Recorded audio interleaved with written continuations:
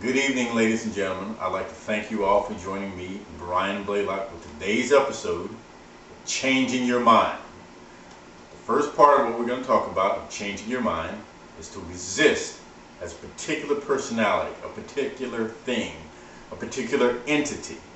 Remember, when I say change your mind, I'm not necessarily talking about changing your mind back and forth and being wishy-washy. I'm not talking about that at all.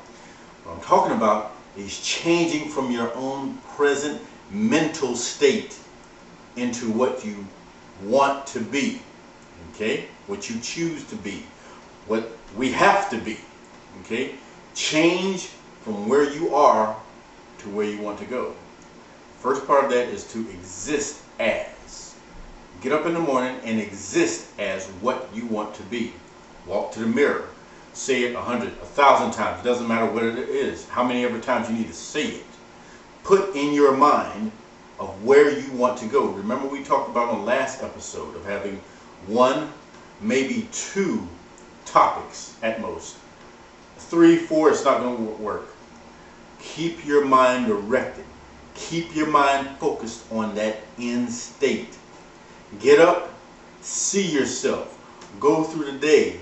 Stay in focus of what you want to be.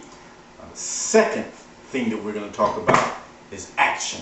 There must be action. Now, I know a lot of you have been taught that all you have to do is just wish and hope and sit up underneath the tree and everything is just going to happen. No, it's not going to happen that way. Okay? It's just not.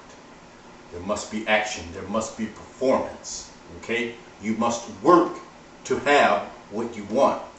Tell you a little story about what happened to me a couple of years ago. I'm a former military guy. In one of my classes, there was a guy who was a Navy SEAL who was in one of my classes. Well, I said, you know what, hey, I don't know your name, but I struck up a conversation and I said, I just got to know this, buddy. I just got to know. Why do you believe the Navy SEALs are the best? And he said, well, we just are. I said, well, okay, I understand that, but why? And he said, it's real simple. He said, it's so simple that so many groups, teams, whatever, get it wrong. He says, we overtrain. I said, well, explain to me overtrain. He says that their training regime is so intense that by the time they get into real combat, it's a break from training. And I just kind of looked at him. He said it again. He said, yes. We're so intense, we're evaluated so hard that if we get it wrong, no matter what the mission is, we're going to have to redo it. And redo it, and redo it, and redo it. With all the types of things that can happen in combat. But in combat, it happens so fast, so quickly, so smoothly that that's it. Our training is so intense that by the time we hit real live action, it is actually a break from training. I said, wow, that's never thought of it that way, but it's true. That is what you need to do. Your action needs to be so intense that by the time you get to your culmination, your hot spot, your end point, it should be like clockwork. Okay, real simple. Keep everything in focus, keep everything in perspective. Keep everything flowing in your power. If there's anything that needs to be done, you need to do it. What's that saying? Roll over the rocks, tie up all the loose ends. I don't know. Anyway, whatever you need to do to keep yourself in focus on that end point, you need to do it. Understand something now. Pace yourself.